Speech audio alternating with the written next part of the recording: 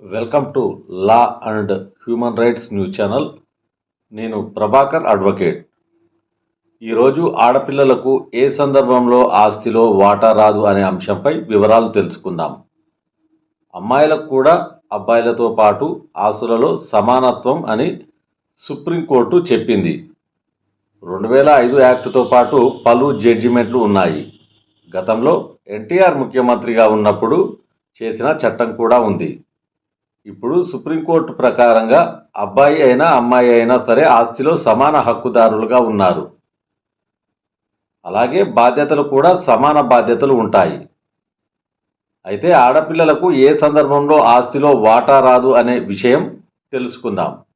అంటే ఇవే నియమాలు అబ్బాయిలకు కూడా వర్తిస్తాయి.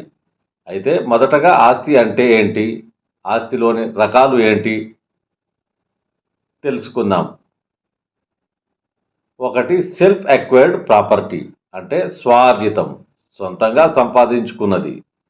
రెండవది యాన్సెస్ట్రల్ ప్రాపర్టీ, అంటే తాతల నుంచి వంశపారంపర్యంగా వచ్చే ప్రాపర్టీ, పొలాలు, భూములు, ఇండ్లు వంటివి. అయితే మహిళలకు సక్సెషన్ యాక్ట్ ప్రకారం స్త్రీధనం అనేది మహిళలకు వస్తుంది.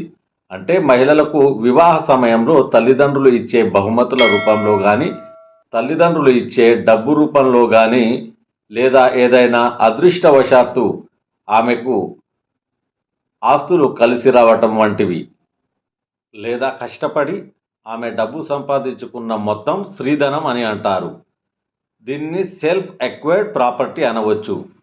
ఈ సెల్ఫ్ అక్వైర్డ్ ప్రాపర్టీలో ఎవరికి వాటా రాదు, అంటే తన కొడుకుకు కానీ కూతురుకు కానీ వాటా రాదు.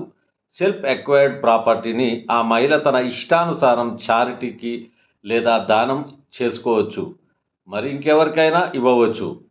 సెల్ఫ్ అక్వైర్డ్ ప్రాపర్టీలో మహిళలకు, అంటే కడుపున పుట్టిన కూతురికి వాటా రాదు. అయితే స్త్రీకి వివాహ సమయంలో ఇచ్చిన స్త్రీధనాన్ని, ఆస్తిని తన ఇష్టానుసారంగా ఎవరికైనా ఇచ్చుకోవచ్చు. ఆ సందర్భంలో కూడా మహిళలకు దానిలో తప్పనిసరి వాటా ఉండదు. ఒకవేళ తల్లి స్వతహాగా స్వచ్ఛందంగా ఇస్తే ఇవ్వవచ్చును, అది ఆమె ఇష్టం.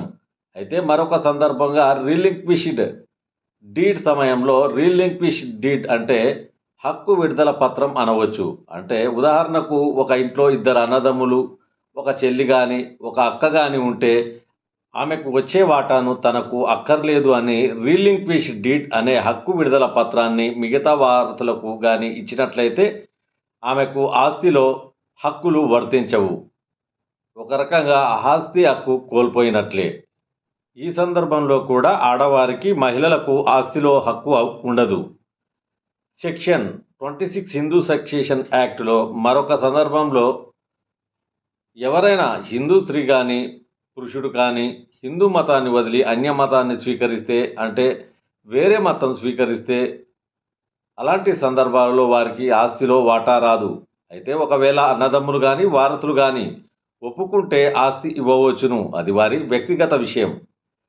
అలాగే సెక్షన్ 25 హిందూ సక్సెషన్ యాక్ట్ ప్రకారం ఒక అబ్బాయి కానీ అమ్మాయి కానీ ఆస్తి కోసం అన్ననో తమ్ముడినో తోడబుట్టిన వారిని ఎవరినైనా హత్య చేసిన సందర్భంగా, అంటే ఆస్తిని మొత్తం తానే అనుభవించాలని కుట్రతో, మాలిఫైడ్ ఇంటెన్షన్తో హత్య చేస్తే మర్డర్ ఆఫ్ గెయిన్ కింద ఆస్తిలో హక్కులు చట్ట ప్రకారం కోల్పోతారు. అలాగే ఒక కుటుంబంలో అన్నదమ్ములు కొంతకాలం క్రితం పార్ట్నర్షిప్, భాగస్వామ్య వ్యాపారం ఏదైనా పెట్టుకుని డబ్బులు, ఆస్తులు ఆర్జించినట్లయితే అలాంటి ఆస్తుల నుంచి అమ్మాయిలకు వాటా రాదు. అయితే వారికి యాన్సెస్ట్రల్ ప్రాపర్టీ, వంశపారంపరంగా వచ్చే ఆస్తులలో వాటాలు ఉంటాయి.